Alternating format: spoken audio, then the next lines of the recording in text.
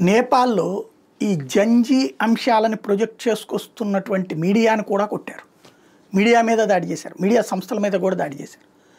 మీకు శ్రీలంక, నేపాల్, బంగ్లాదేశ్ ఉదంతాల్లో కనబడుతుంది ఏంటంటే, ఎవరో కొంతమంది ఆవేశపరులు ముందు రోడ్డెక్కుతారు.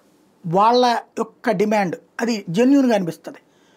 శ్రీలంకలో రైతుల ఉద్యమం, బంగ్లాదేశ్‌లో వచ్చేటప్పటికి రిజర్వేషన్ల వ్యతిరేక ఉద్యమం, నేపాల్‌లో వచ్చేటప్పటికి సోషల్ మీడియా బ్యాన్ వ్యతిరేక ఉద్యమం.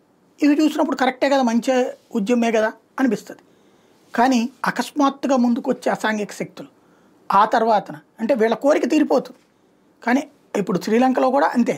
అప్పుడు ఏది కెమికల్ పంటలు వద్దని చెప్పేసి వేసినందుకు కానీ రైతులు తిరగబడ్డారు. సరే కెమికల్ పంటలు అలౌ చేస్తున్నాడు, ఆ ఎరువులు తెప్పిస్తానికి కూడా రెడీ అయ్యారు. కానీ ఈ లోపు దాడి జరిగింది. అట్లాగే బంగ్లాదేశ్లో అంతే, రిజర్వేషన్స్ కోర్టు తీర్పిచ్చింది, మేము అమలు చేయమని హసీనా చెప్తోంది, అయినా సరే దాడి జరిగింది.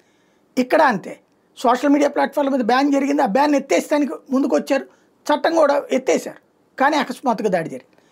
వీళ్ళ ఉద్యమం ముందు జరుగుతుంది, ఆ ఉద్యమాన్ని యూజ్ చేసుకుని ఆ తర్వాత జరుగుతున్నది మాత్రం దాడుల వెనకాల మాత్రం డీప్ స్టేట్ ఉందా, లేకపోతే చైనా శక్తులు ఉన్నాయా, అరాచక శక్తులు ఉన్నాయా, దొంగలు ఉన్నారా, దోపిడీదారులు ఉన్నారా, లూటీదారులు ఉన్నారా, వాళ్ళు రెచ్చిపోతున్నారు, పెట్టిరేగిపోతున్నారు.